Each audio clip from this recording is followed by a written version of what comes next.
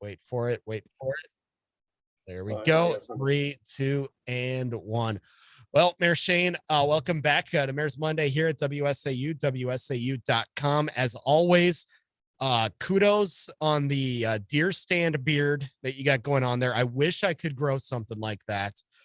That's some great work right there. Thank you. I even had a chance to trim it, but I broke out the deer camp hat that I always wear during deer season for our show today Mm-hmm. because it's time to start celebrating Blaze Orange. Exactly. Now, it's bow season has been open. Did you get anything there so far? Or are you just focusing on the gun deer season? I've been in the bow stand. I've enjoyed some lately, some very nice evenings out there. I have not chose to shoot at anything yet, but I've been fortunate enough to see deer, and I've had some very nice evenings out there. That's just as important. You got to be prepared. I mean, to not prepare is to prepare to fail, right? Absolutely. That's why we call it hunting. But so yeah, I broke out the "Can't Believe It or Not" hat for a bear hunting crew out of Phillips, and I had a fortunate opportunity to hunt with them a number of years ago, and had harvested a bear, and I got a hat out of the deal, and now it's my deer hunting cap every year, and makes me help remember that crew of guys and the good times I had with them and the experience. Yeah, we promise that we are going to get to city business here too. For those of you that may have already been thinking about shutting the video off, if this is just a hunting podcast, it's not. But hey, you gotta talk about some of the fun stuff here every now and then too. And I'm curious, how do you prepare bear? You say you've had a bear. I've always wanted to try it, but I mean, how do you prepare it? Is this something I can throw in the crock pot with some beef broth and an onion and have some sandwiches later? Yep, you can do that. The popular thing are bear steaks and the traditional sausage and sticks and Mhm. everything else that you can have made as similar as in venison. And yeah, it's unique. It's got a unique flavor. Hey, now next time I'm able to make the trip down to Rapids, then we're gonna do some taste testing. We're gonna have ourselves a little mini potluck. I'll maybe bring some pheasants. Back in high school, we used to call it field and stream night. Field and stream night. There we go. Well, again, you're going to be preparing for hunting season. Obviously, that's coming up after Thanksgiving. We've already tried to get your hunting spot out of you, failed at that. We'll maybe try again a little later. But of course, coming up with the Thanksgiving holiday, it's always kind of a big 3 or a 4 day window in Wisconsin Rapids. Tell us what's coming up and what people can expect about the big parade of lights, which is not too far off. Yeah, so Rekindle the Spirit Parade will be taking place on November 24th. It's in the evening, about 5:45 it gets started, and it's become a tradition here in Wisconsin Rapids. We do the lighting of the lights downtown, and usually Santa Claus can be found roaming around somewhere, and it's a really nice festivities. Yeah. So, what for those that are entering? What is the criteria for the night? So for floats, you can sign up through the Heart of Wisconsin to put together a float, or if you want to drive a vehicle in it. Otherwise, it's a very Christmassy and festive kind of event. Believe the WSAU Jeep is going to be in this year. I don't know that I will be driving it. Somebody will be. So we'll have the Jeep out there. We'll have the lights going on that. Excellent. Somebody maybe better than me will string the lights on the top of the Jeep, and we'll be partaking as well. So we look forward to that. It's a parade I have driven in before. I've been able to take it in. It is just a great night. And I mean, you looking up and down Grand Avenue, you wouldn't believe the number of people that come in and make this part of their kickoff to the holidays. Yeah, there's a lot of hot chocolate drink and just a lot, very festive. Absolutely. So we'll look forward to that, and again, welcoming everybody into town for that, because it's something that you can very easily, for those coming in, find something along the parade routes to drink, adult or otherwise, as you mentioned, and get maybe even some started on some shopping at some of the shops downtown as well. Absolutely.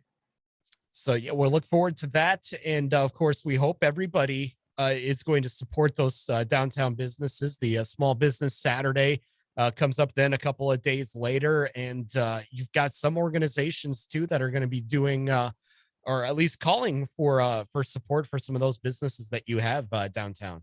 Yeah, that's on November 27th. So, it's very important that, we support our small businesses and no matter what community you're in, because that's kind of some of the lifeblood for a lot of the residents. So, is the Heart of Wisconsin Chamber of Commerce going to have some sort of programs for either the shoppers or the businesses? I have not seen any yet, but it would not surprise me. Yeah, well, make sure you get out downtown and support all of those businesses because again, Absolutely. when you do something like that, you're not lining Mr. Hilton or Mr. Walton's pockets. You're helping out a neighbor take a kid to dance lessons or hockey practice, right? Yeah, we have a lot of great small businesses, not only downtown, but along our main A Street, our main drive that has a lot of great local small businesses that are owned by our local residents. And yeah, we encourage them to support everybody. Absolutely. And hopefully, maybe even I'll be in Wisconsin Rapids a couple days over Christmas. My parents are going to be coming up here. So we'll maybe leave a few dollars at some of those businesses as well. And I guess who knows? Maybe we'll see you out there if you've already got your trophy buck Yes, already there for you the go. office, right? Exactly. The I'm hope is calling. always there. Yes, the hope is always there. I'm calling for a nice, like maybe an 8x6 or something there to be over your left shoulder next time we talk. I'm thinking it's going to happen. Yeah, I need to get something on the wall there. Indeed, indeed. And again, all that downtown businesses are great. Again, we want to see those supported, but we also want to see the Verso mill back up and running sooner rather than later. Now, this is obviously a big topic for a lot of folks there in Wisconsin Rapids. There was a lot of people that were unemployed when that thing shut down more than a year ago now, and you're hoping that you're going to be getting a little help from the state level over the next few weeks, correct? Yeah, Representative Krug and legislature just passed that mill bill, the second mill bill. Representative Krug kind of sponsored that and spearheaded that bill, and yeah, it calls for $1 million to help kind of bridge that gap between Atlas's offer and with Verso, and hopefully to get us through the winter, and that kind of help funding on the heat and making sure the mill survives the winter. And then also my counterpart in Park Falls, Mayor Bablik, there's $15 million earmarked in there to help bridge the financing gap that they're having up there with the mill. And so, yeah, if this bill could pass, it can kind of help out hopefully both communities. Yeah, because again, it's really big for Park Falls.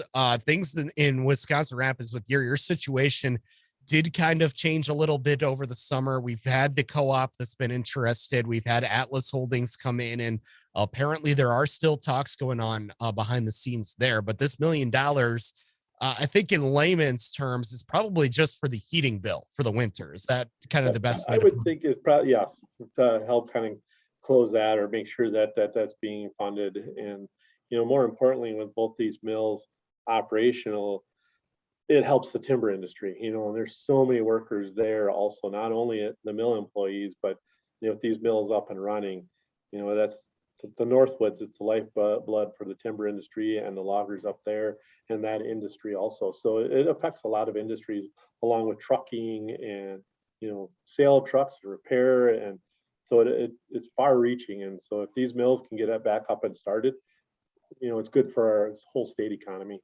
Yeah, absolutely. And that's been one of the ongoing narratives throughout this whole process is that, yes, it was a few hundred jobs in Wisconsin Rapids, but really the reach was beyond that. Some people were talking about well over 1,000 jobs that Oh, were easily. impacted when this mill did shut down. Have you had any chance to kind of get an idea of what condition it's in right now? We know about the fire over the summer. That issue's been fixed. But as we mentioned, letting this thing sit idle for another winter without any heat would not be good.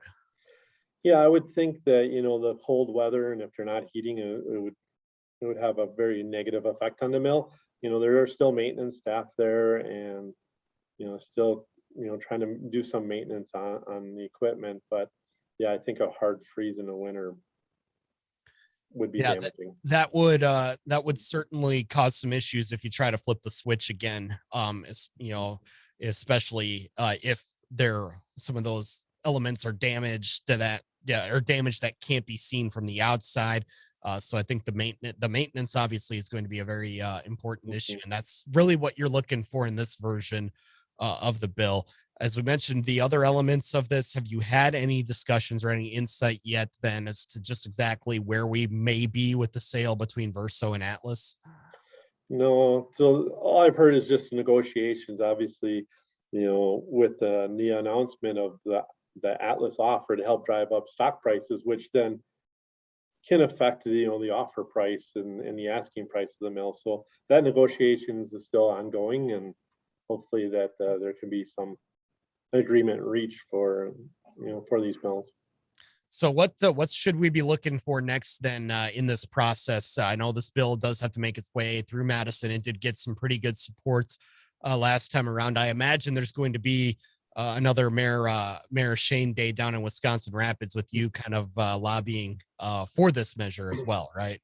Yeah, so the last time I had a funeral, so I was unable to attend the hearing.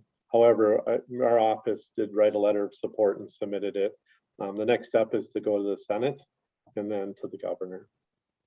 Any indication then one way or another from Governor Evers' office, or I guess Patrick Test and anybody else in the Senate for that matter?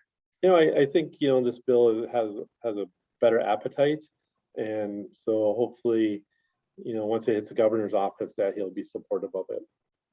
Again, we'll look forward to seeing where that goes, and again, uh, hopefully someday we'll see the switch flipped and get those jobs back in Wisconsin Rapids sooner rather than later for the good of everybody involved statewide.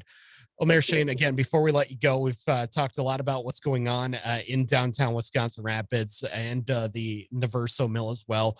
One thing we do want to kind of update on, we still haven't gotten a ribbon cutting for Metalco. What's everything like Hmm. at the Metalco plant these days? Yeah, it's going very well. We are working on finishing up, hopefully by the end of year, their brand new rail spur. So they'll be able to get rail cars into the plant. Right now they are trucking, and so having that rail spur completed will dramatically help their business. They have an outside storage area where they just got approval to build a very large building to help enclose that outside storage area. The concern with winter is ice and snow and water, and part of the smelting process that could cause an explosion if water's introduced at part of that process. So the goal is to get everything under a roof, and so that's going to be happening. So everything's going well out there, and we're very happy that they chose our community.